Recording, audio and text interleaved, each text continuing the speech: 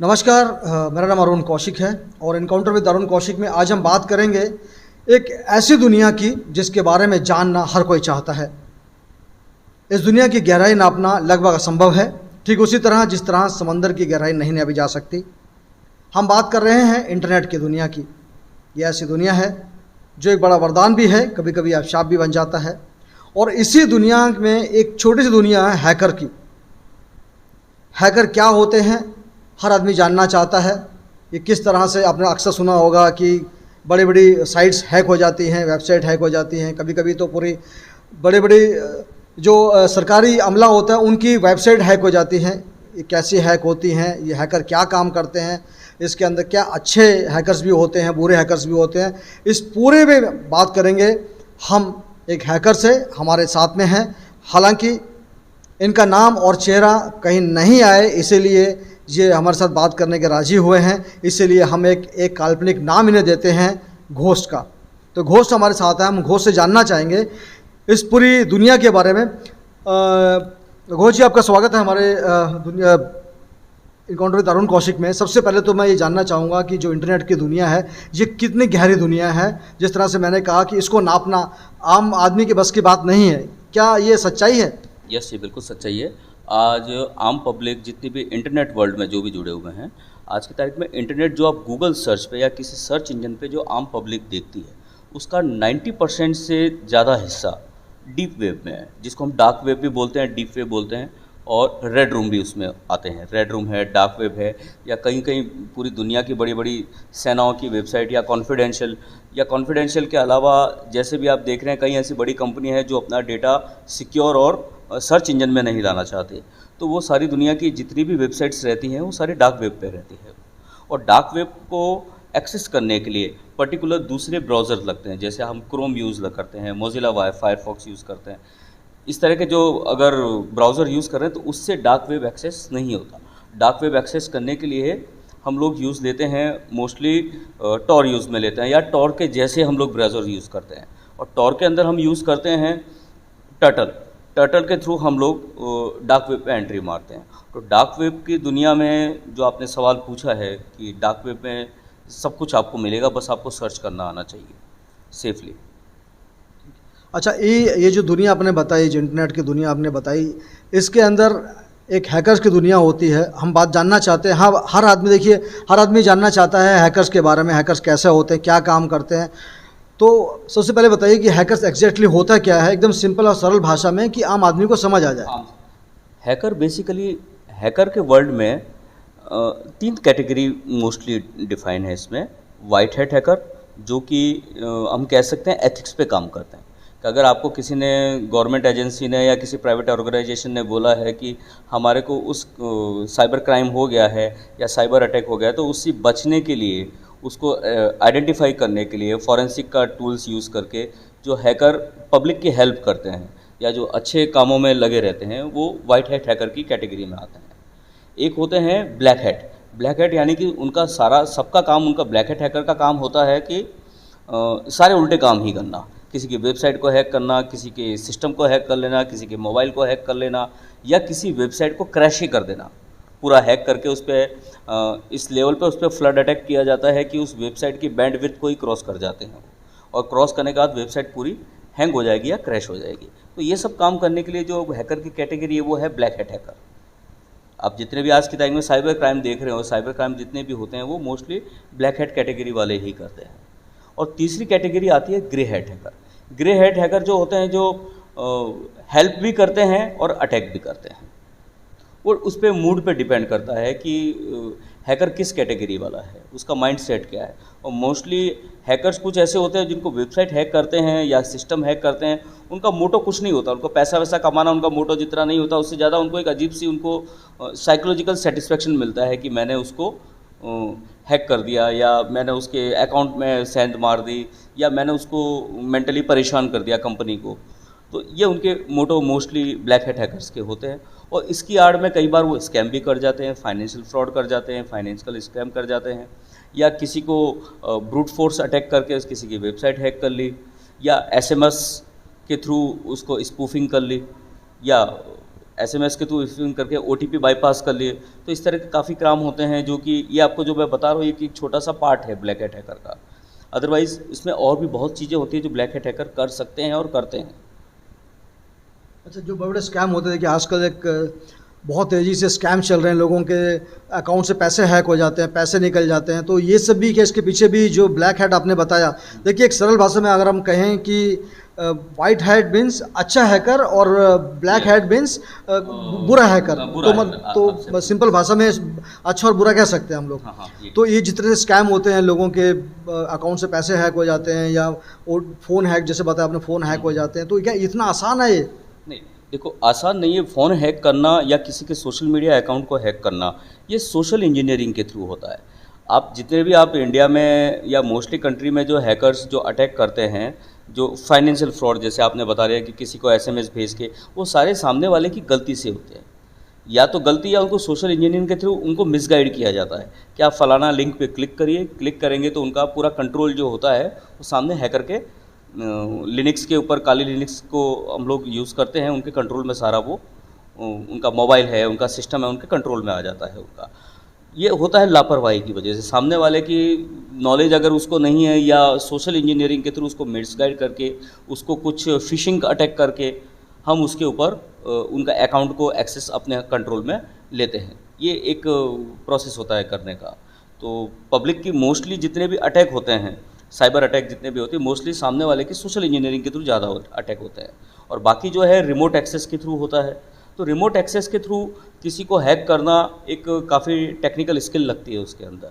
लेकिन अगर मान लो किसी को फिशिंग के थ्रू अटैक करना है तो हम एक लिंक तैयार करते हैं। लिंक उनको किसी मोबाइल के थ्रू, किसी एसएमएस के थ्रू या व्हाट्सएप के थ्रू हम उनको लिंक फॉरवर्ड करते हैं, या मेल कर दिया फिशिंग वेबसाइट उनको बना के कि हमने जैसे किसी भी गूगल का या याहू का कोई किसी भी पेज का, फेसबुक का, हमने एक पेज एज इट इज़ उसको कॉपी किया।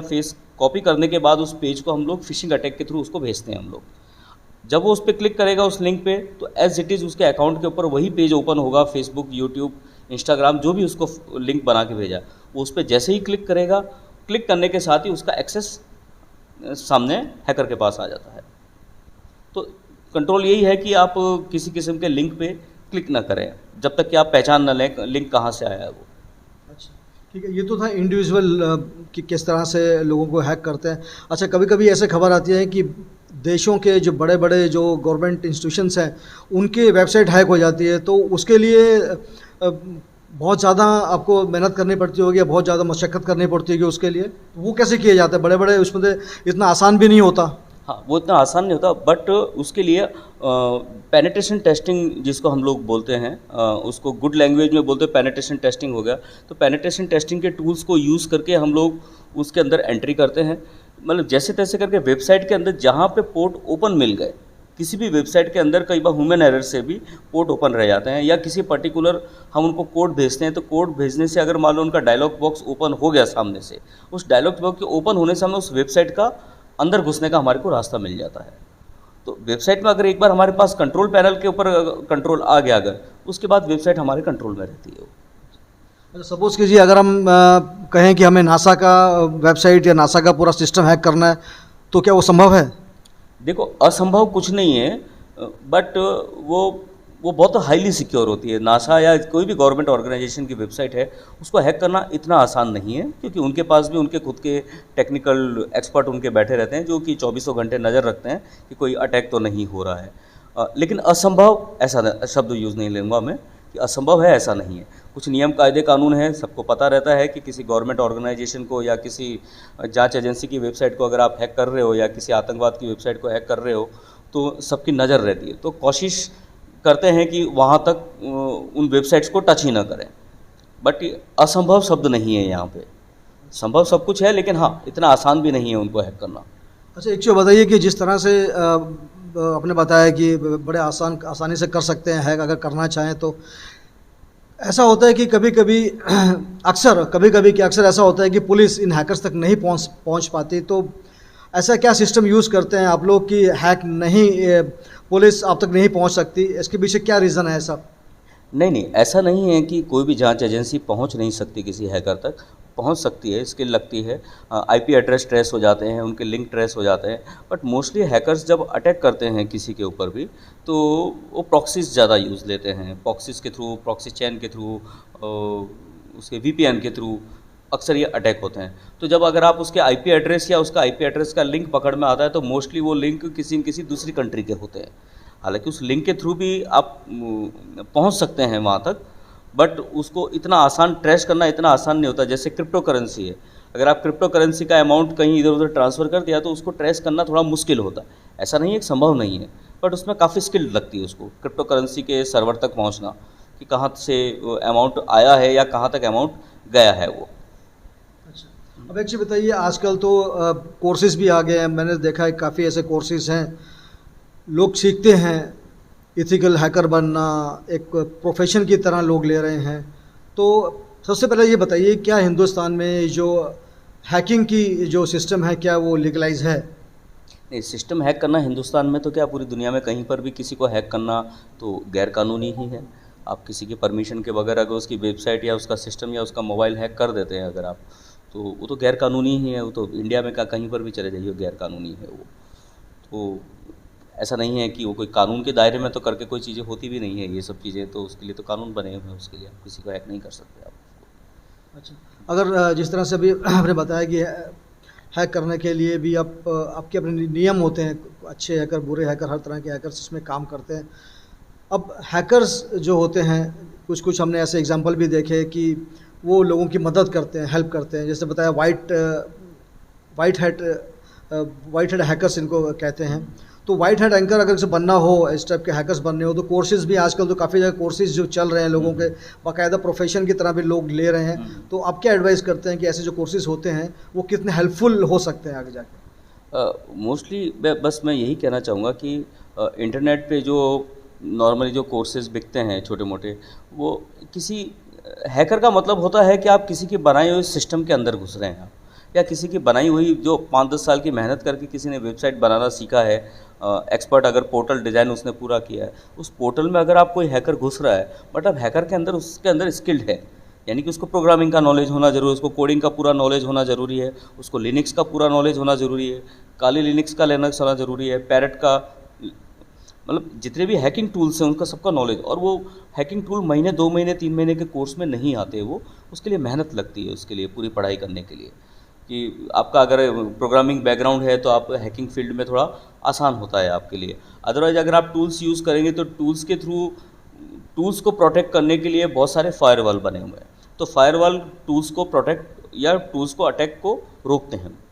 लेकिन अगर मान लो प्रॉपर अगर आप हैकिंग करनी है तो आपको कोडिंग आना बहुत ज़रूरी है। कोडिंग के थ्रू आप अपना कोड जनरेट करते हो, कोड जनरेट करने के बाद या स्क्रिप्ट जनरेट करने के बाद आप सामने तक उसको पहुंचाते हो आप उसको। अच्छा, तो उस स्किल से, हाँ, उस स्किल से अगर मान लो अगर आप कर रहे हैं तो आप एक अच्छे हैकर बन सकते हैं। अदरवाइज आप 2-4 महीने के कोर्स करके अगर आप करते हैं तो इतना आसान नहीं है किसी के सिस्टम में घुसना या किसी की वेबसाइट्स को हैक करना, इतना आसान नहीं है, उसके लिए काफ़ी स्किल लगती है। हैकर्स बनने के लिए आगे स्कोप लगता है आपको कि क्या गवर्नमेंट, इंडियन गवर्नमेंट हैकर्स हाँ, भी बिल्कुल। हायर करती हैं? ऐसा आगे स्कोप है, इसमें कोई फ्यूचर बन सकता है आगे जाके? बिल्कुल, आज की तारीख में तो जिस तरह से साइबर अटैक बढ़ रहे हैं, और साइबर अटैक से साथ साथ अब मार्केट में एआई सिस्टम आ गया, आर्टिफिशियल इंटेलिजेंस के थ्रू वीडियो बन रहे हैं, पता भी नहीं चलता कि वीडियो जो सामने है वो ओरिजिनल है या डुप्लीकेट है, वो इतना एक्यूरेट बन रहे हैं। और आज की तारीख में जब से जैसे 2 साल से आर्टिफिशियल इंटेलिजेंस के थ्रू जो वीडियो आ रहे हैं, पिछले ज़्यादा हो गए हैं मार्केट के अंदर, लेकिन आने वाले कुछ महीनों में ही इसकी एक्यूरेसी और ज़्यादा बढ़ जाएगी। उससे आपको बिना, अगर आपको नॉलेज नहीं है तो आप पता भी नहीं कर पाएंगे कि वीडियो सामने वाला बोलने वाला ओरिजिनल है या कोई एआई जनरेटेड है। तो उसको ट्रेस करने के लिए डेफिनेटली आपको आने वाले टाइम में क्राइम बढ़ेंगे, उसके साइबर क्राइम 100% बढ़ेंगे, उसके अंदर साइबर क्राइम बढ़ेंगे, वॉइस मेल बढ़ेंगे, आपकी वीडियोस के थ्रू।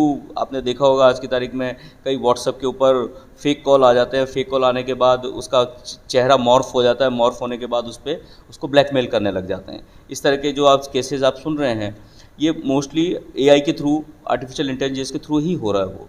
तो उनको पकड़ने के लिए भी डेफिनेटली वाइट हैट हैकर की ज़रूरत होती है। और गवर्नमेंट ऑर्गेनाइजेशन या जो भी प्राइवेट सेक्टर भी है, अपने संस्थान को किसी क्रिमिनल को पकड़ने के लिए डेफिनेटली हैकर्स का, जो वाइट हैट हैकर है, एथिकल हैकर जिनको हम लोग बोलते हैं, उनकी सेवाएं वो लेती है, वो उनको हायर करती है वो। तो आने वाले टाइम में स्कोप तो हैकिंग वर्ल्ड में बहुत ज़्यादा है।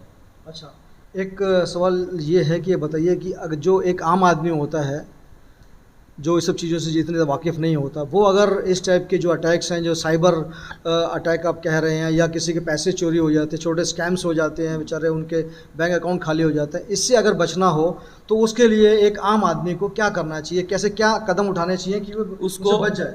उससे बचने का यही चीज़ है कि आप बेसिक पढ़ाई आप कंप्यूटर की करिए। हैकिंग के जो बेसिक साइबर एथिकल हैकिंग के बेसिक कोर्स जो होते हैं, आप उसको इंटरनेट के थ्रू कर सकते हैं या किसी इंस्टीट्यूट पे जाके आप कर सकते हैं। उससे आपको अटैक करना या बचना बहुत फुल प्रूफ नहीं होते आप, लेकिन आपको एक नॉलेज हो जाती है कि हाँ भाई ये फिशिंग मेल है या ये ओरिजिनल मेल है। कई मेल को आप पढ़ने से आपको पता चल जाता है कि भाई ये मेल आया है या जो कोई लिंक आया है, तो उसको पहचाने कैसे। तो कई बार आप छोटे मोटे कोर्स करके ये चीज़ आप समझ जाते हैं, बेसिक वोकेबलरी आपको समझ में आ जाती है हैकिंग वर्ल्ड की जो रहती है। देखिए, आम आदमी तो खैर कोर्सेज नहीं कर सकते हैं, छोटे जो बेचारे अनपढ़ लोग हैं, ज़्यादा पढ़े लिखे लोग नहीं हैं, गांव के खेड़े के जो लोग हैं, अक्सर उन्हीं को ही निशाना बनाया जाता है। तो उनको अगर बचना हो इन सब चीज़ों से तो वो कैसे बच सकते हैं, वो बताइए सिंपल सरल भाषा में। सिंपल सरल भाषा में अगर मैं बोलूँ तो बेसिक फ़ोन यूज़ करिए। एंड्रॉयड को अगर आप यूज़ करना नहीं जानते प्रॉपर, आज के टाइम में जितने भी अटैक हो रहे हैं एंड्रॉयड फ़ोन हैं या जितने भी, इसको प्रॉपर यूज़ करना अगर किसी को नहीं आ रहा है तो वो कहीं पर भी लिंक पे क्लिक करेगा। बेसिक फ़ोन में इंटरनेट कनेक्शन मोस्टली उसमें होते नहीं है। जब आप इंटरनेट कनेक्शन सोशल मीडिया से आप जुड़े हुए नहीं रहेंगे, तो जितने आप सोशल मीडिया से जुड़े हुए नहीं हैं उतने आप बचे हुए रहेंगे। यही है। और हो क्या रहा है अभी मार्केट में कि एंड्रॉयड फ़ोन ऐसे लोगों के हाथ में आ गया है जो पैसा आने से आपको नॉलेज नहीं आ जाती। अब आपने एंड्रॉयड फ़ोन ख़रीद लिया, सॉफ्टवेयर काफ़ी डाल दिए, किसी भी वेबसाइट से आपने कोई भी सॉफ्टवेयर डाउनलोड कर दिया, कोई भी ऐप डाउनलोड कर लिया, आपको पता ही नहीं है वो आपके मोबाइल और आपकी प्राइवेसी में कितना घुस चुका है वो। तो उससे बचने का एक ही तरीका है, या तो आप चीज़ों को सीखिए उसको प्रॉपर यूज़ करना और उससे बचना, नहीं तो आप उस चीज़ का यूज़ करना बंद कर दीजिए। अगर आप मुझ को स्ट्रेट फॉरवर्ड अगर आप पूछते हैं तो उस चीज़ को यूज़ करना बंद कर दीजिए, सिंपल बेसिक फ़ोन आप यूज़ करिए। हाँ, देखिए वो तो क्या, हाँ आम आदमी सब यूज़ कर ही रहे हैं। तो मतलब कहने का मतलब ये है कि अगर आदमी बचना चाहता है तो कोई भी अनजान जो लिंक आपके पास आती हैं, कोई भी अनजान लिंक कुछ आई या मैसेज आया, तो लालच में लोग अक्सर उसको लिंक पे क्लिक करते हैं, उससे बचना चाहिए। ये एक बहुत अच्छा उपाय है जिस तरह से आपने बताया। हाँ, बस किसी भी अनजान लिंक पे आप क्लिक मत करिए। खास करके जितने भी कॉलिंग ऐप है, जैसे व्हाट्सअप कॉलिंग ऐप है, टेलीग्राम कॉलिंग के अंदर भी आ जाते हैं, या फेसबुक में भी कॉलिंग ऐप आ गए, तो कॉलिंग ऐप के ऊपर अनजान नंबर से या अनजान अकाउंट से अगर आपके पास फ़ोन आ रहा है तो जहाँ तक हो उसको अवॉइड करिए। और अगर आप मुझसे पूछें तो अगर आप एंड्रॉयड फ़ोन पे इस तरह का कोई फ़ोन आ भी गया है तो आप फ्रंट कैमरा जो रहता है आपके मोबाइल का, उसके ऊपर आप थंब रखिए या किसी किस्म का आप उस पर स्टिकर चिपका के रखिए। अगर इस तरह का फ़ोन आता है तो आप अपने फेस के साथ उसको अटेंड मत करिए फ़ोन को। अगर फेस के साथ अटेंड करेंगे तो आपके साथ फिशिंग या आपके साथ मॉर्फिंग का केस आपके साथ हो सकता है, फेस मॉर्फ के आप अटैक पे आ सकते हैं आप। तो कभी भी ऐसा आता है, आपको लगता है फ़ोन उठाना ही ज़रूरी है, अनजान नंबर है, तो आप कोशिश ये करिए कि उस फ्रंट कैमरे के ऊपर आप फिंगर रख के बात करिए आप। Thank you very much ghost, आपने पूरी बात बताई कि किस तरह से ये हैकर्स हैक करते हैं, किस तरह से ये वरदान भी हैं, अभिशाप भी हैं। एक छोटी सी रिक्वेस्ट आपसे भी है, आम जनता से भी है, कोई भी अनजान लिंक आपके पास आता है तो कृपया करके उस पर क्लिक मत कीजिए, और कभी ऐसा आपका स्कैम हो जाता है तो तुरंत पुलिस स्टेशन पे इत्तला कीजिए। आजकल गवर्नमेंट ने भी अपनी स्पेशल वेबसाइट और कुछ नंबर दिए हुए हैं, उसके ऊपर जाके आप अपनी शिकायत दर्ज कर सकते हैं। तो ये था आज का एनकाउंटर। नए एनकाउंटर में नए मुद्दे के साथ या नए शख्सियत के साथ फिर होंगे आपके साथ। अरुण कौशिक को दीजिए इजाज़त।